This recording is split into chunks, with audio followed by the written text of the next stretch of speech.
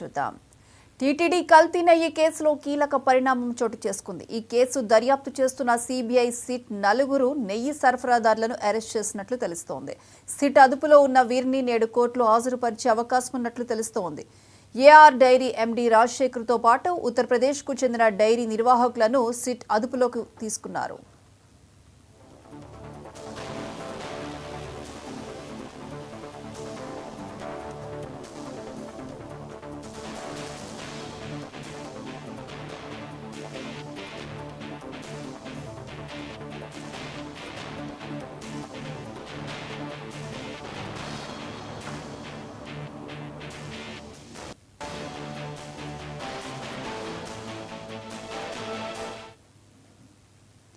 తిరుమల తిరుపతి దేవస్థానం లడ్డూ తయారీలో కల్తీ నెయ్యి వినియోగానికి సంబంధించిన కేసులో కీలక పరిణామం చోటు చేసుకుంది. కల్తీ నెయ్యి కేసులో 4 నెయ్యి సరఫరాదారులను సిబిఐ సిట్ టీం అదుపులోకి తీసుకుంది.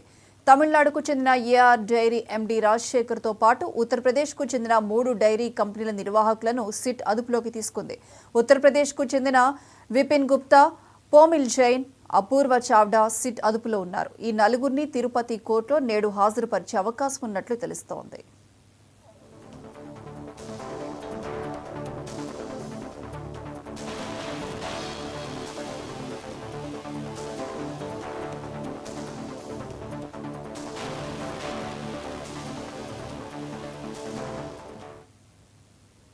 సిట్ సభ్యుడు సిబిఐ జాయింట్ డైరెక్టర్ వీరేష్ ప్రభు తిరుపతిలో మకాం వేసి కల్తీ నెయ్యి వ్యవహారంపై దర్యాప్తు వేగవంతం చేశారు.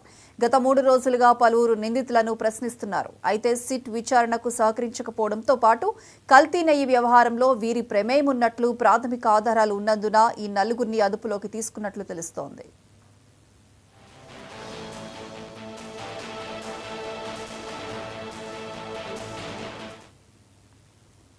టీటీడీతో కుదుర్చుకున్న ఒప్పందం మేరకు నెయ్యి సరఫరాలో ఏఆర్ డైరీ పలు అక్రమాలకు పాల్పడినట్లు సిట్ నిర్ధారించినట్లు తెలుస్తోంది. ఉత్తరాదికి చెందిన పలు డైరీ సంస్థల నుంచి ఏఆర్ డైరీ నెయ్యి కొనుగోలు చేసి టీటీడీకి సరఫరా చేసింది. ఏఆర్ డైరీతో పాటు ఆ సంస్థకు నెయ్యి సరఫరా చేసిన ఉత్తరాది డైరీ కంపెనీలకు చెందిన నిర్వాహకులను సిట్ ప్రశ్నిస్తోంది.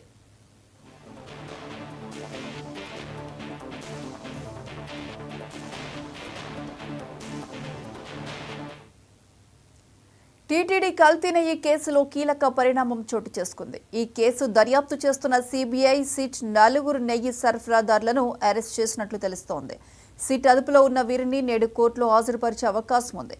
ఏఆర్ డైరీ ఎండీ రాజశేఖర్తో పాటు ఉత్తరప్రదేశ్కు చెందిన డైరీ నిర్వాహకులను సిట్ అదుపులోకి తీసుకుంది.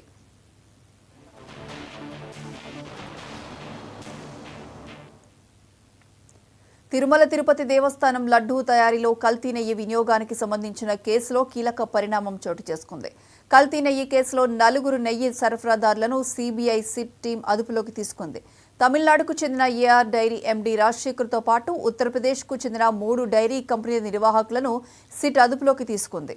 ఉత్తరప్రదేశ్కు చెందిన విపిన్ గుప్తా, పోమిల్ జైన్, అపూర్వ చావ్డా సిట్ అదుపులో ఉన్నారు. ఈ 4 తిరుపతి కోర్టులో నేడు హాజరుపరిచే అవకాశం ఉన్నట్లు తెలుస్తోంది.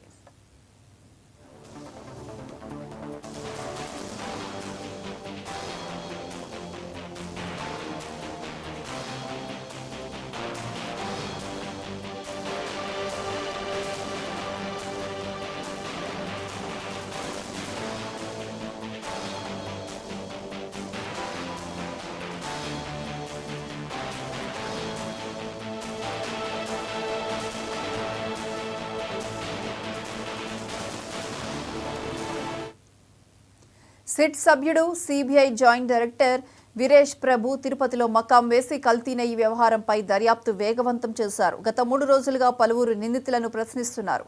అయితే సిట్ విచారణకు సహకరించకపోవడంతో పాటు కల్తీ నెయ్యి వ్యవహారంలో వీరి ప్రమేయం ఉన్నట్లు ప్రాథమిక ఆధారాలు ఉన్నందున ఈ 4 అదుపులోకి తీసుకున్నట్లు తెలుస్తోంది.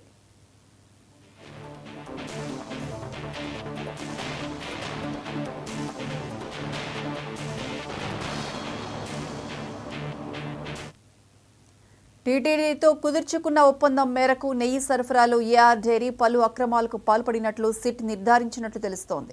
ఉత్తరాదికి చెందిన పలు డైరీ సంస్థల నుంచి ఏఆర్ డైరీ నెయ్యి కొనుగోలు చేసి టీటీడీకి సరఫరా చేసింది. ఏఆర్ డైరీతో పాటు ఆ సంస్థకు నెయ్యి సరఫరా చేసిన ఉత్తరాది డైరీ కంపెనీలకు చెందిన నిర్వాహకులను సిట్ ప్రశ్నిస్తోంది.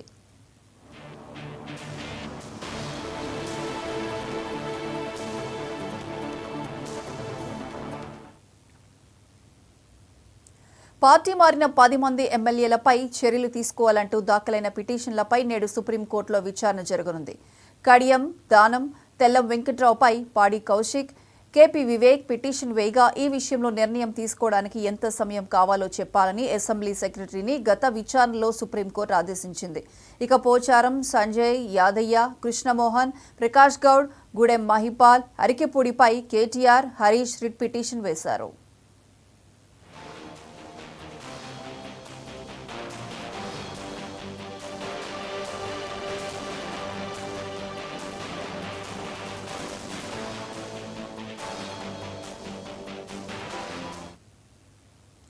పార్టీ మారిన 10 మంది ఎమ్మెల్యేలపై చర్యలు తీసుకోవాలంటూ దాఖలైన పిటిషన్లపై నేడు సుప్రీంకోర్టులో విచారణ జరగనుంది. కడియం దానం, తెల్లం వెంకట్రావు, పాడి కౌశిక్ రెడ్డి, కేపీ వివేక్ పిటిషన్ వేయగా ఈ విషయంలో నిర్ణయం తీసుకోవడానికి ఎంత సమయం కావాలో చెప్పాలని అసెంబ్లీ సెక్రటరీని గత విచారణలో సుప్రీంకోర్టు ఆదేశించింది. ఇక దీనికి సంబంధించి పూర్తి అప్డేట్స్ మా special correspondent Raj Kumar phone లైన్లో అందిస్తారు. రాజ్ కుమార్, నుంచి గెలిచినటువంటి ఎమ్మెల్యేలు, పార్టీ మారిన కాంగ్రెస్ లోకి వచ్చినటువంటి ఎమ్మెల్యేలు అందరూ 10 మంది ఎమ్మెల్యేలు వారిపై ఏదైతే బీఆర్ఎస్ వర్కింగ్ ప్రెసిడెంట్ కేటీఆర్ తో కౌశిక్ రెడ్డి కూడా ఈ పిటిషన్ దాఖలు చేయడం జరిగింది. ఈ యొక్క దాఖలకు సంబంధించినటువంటి పిటిషన్లపై కూడా ఈ రోజు సుప్రీంకోర్టులో విచారణ చేయనున్నారు. విచారణ చేసి వారిపై కూడా అనర్హత వేటు వేయాలని కూడా వీరు పిటిషన్ లో పేర్కొనడం జరిగింది. ఇదైతే దీనికి సంబంధించినటువంటి జస్టిస్ గవాయ్ నేతృత్వంలో కూడా ఈ యొక్క కేసును విచారించేందుకు కూడా ఈ రోజు విచారణ జరుగుతుంది. దీనిపై ఎలాంటి నిర్ణయం తీసుకుంటుంది సుప్రీంకోర్టు ఉన్న దానిపైన ఉత్కంఠ. ఇప్పటికే తెలంగాణలో రాజకీయ వేడి కొనసాగుతున్న నేపథ్యంలో కాంగ్రెస్ లో ఉన్నటువంటి ఎమ్మెల్యేలందరూ